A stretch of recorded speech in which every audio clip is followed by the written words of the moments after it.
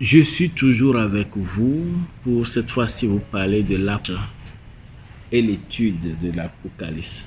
Quelle approche?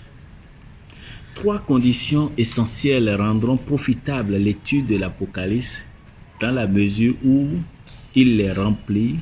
Le lecteur découvrira avec le secours du Saint-Esprit le message du dernier livre de la Bible. Première approche, une attitude d'humilité.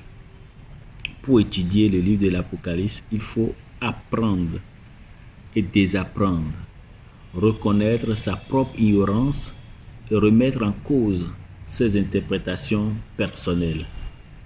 Souvenons-nous que l'esprit de révélation,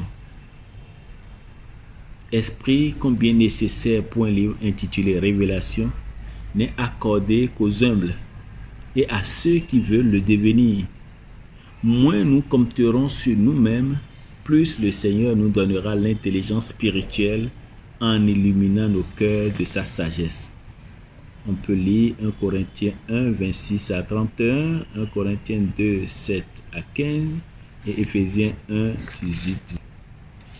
Deuxième attitude, une attitude de respect à l'égard de la vérité. Il faut aimer la vérité. Si vous n'aimez pas la vérité, vous ne pouvez pas aborder ce livre.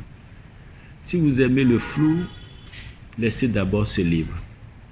Une étude des Écritures qui ne serait pas une étude comparée n'aurait aucune valeur. Vous ne pouvez pas sortir Apocalypse de ce contexte. Vous allez en faire un prétexte et dire tout ce que vous voulez. La comparaison des textes bibliques entre eux est capitale. Ce que la Bible dit est un tout. Et ce que la Bible dit de la Bible permet d'échapper aux interprétations tendancieuses et laisse le champ libre à la vérité divine pour pénétrer en nous, s'imposer et transformer enfin notre être tout entier. Sanctifie-les par ta vérité, ta parole, la vérité. Jean 17, 17. C'est un extrait de la prière sacerdotale de la dernière prière de Jésus-Christ. C'est sa dernière volonté. On peut dire c'est un testament dans le testament. Troisième attitude, il faut avoir une attitude objective. L'Apocalypse a suscité au cours des siècles les commentaires les plus invraisemblables. Il y a eu beaucoup d'écrits hors sujet. Il y a eu beaucoup d'écrits qui n'ont pas tenu compte des autres livres.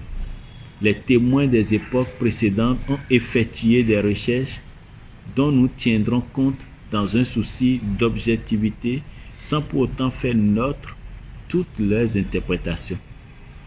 Nous ne pouvons pas prendre une interprétation parce que ça nous plaît, mais nous devons prendre plusieurs interprétations, plusieurs commentaires et être à la recherche de la vérité. Et nul ne peut s'attribuer le monopole de la vérité, car le Seigneur dispense à son gré ses dons et ses richesses.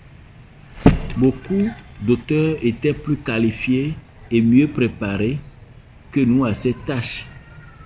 C'est pourquoi nous fouillons dans plusieurs livres. Et si les interprétations sont ici et là sujettes à caution, il faut pourtant considérer l'ensemble de leur œuvre. Pour ma part, je rends grâce à Dieu d'avoir pu disposer pour la préparation de ces études bibliques que nous avons eues. Et je rends grâce à Dieu pour tous les moniteurs d'atelier qui ont accompagné cette œuvre et qui travaillent avec moi. Je rends grâce à Dieu pour tous ceux qui se sont ajoutés, tous ceux-là qui ont compris le bien fondé et qui s'investissent dans la compréhension du livre. Que Dieu vous bénisse.